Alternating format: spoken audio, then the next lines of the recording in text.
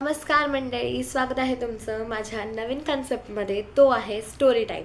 तर आजचा आपला विषय असणार आहे the friend escape from my life. तर त्या फ्रेंडचं आधी तर मी एक छानसं नाव ठेवेन, ते असेल डुगू.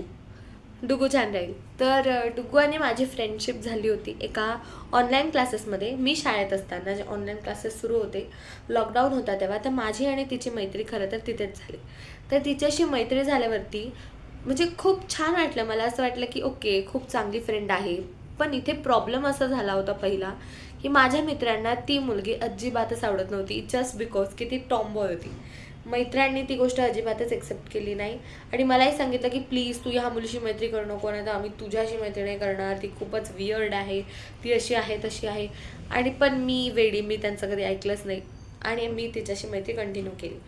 आमची जी पहिली भेट होती ती म्हणजे शाळेतच झाली. पण आम्ही एक दुसऱ्याची फक्त एक झलक पाहिली होती, तेही खूप गडबडीत. त्यामुळे मी त्यानंतर तिच्याशी कॉन्टॅक्ट केला नाही आणि तिनेही केला नाही. ती आमची लास्ट भेट, फर्स्ट आणि लास्ट. त्यानंतर आम्ही फक्त व्हिडिओ कॉल्स, फोन कॉल्सवरतीच बोलत राहिलो, तेही कधी कधी. मग एक पॉईंट नंतर नाईन्थमध्ये आमचा पूर्णच म्हणजे जो कॉन्टॅक्ट होता तो संपून गेला. पण नाईन्थ संपल्यानंतर ज्या उन्हाळ्याच्या सुट्ट्या होत्या त्याच्यात मी गेले होते गावी आणि तिथे मी माझ्या भावाचा फोन घेऊन जस्ट असंच स्क्रोल करत होते. तर मला एक आली रिक्वेस्ट, ज्याचं लोकेशन माझ्या घराजवळचं दाखवत होतं, म्हणजे जिथे मी राहते तिथलं दाखवत होतं.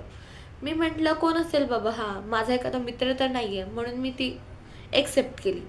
बरं, ती जी आय डी होती ती खूपच वियर्ड नावाने होती. त्यामुळे मला असा डाऊट आला की असू शकतो कोणीतरी ओळखीचं, कारण मित्र खूप वियर्ड सारखे नावं ठेवतात आय डीचे आजकाल, माहिती होतं मला.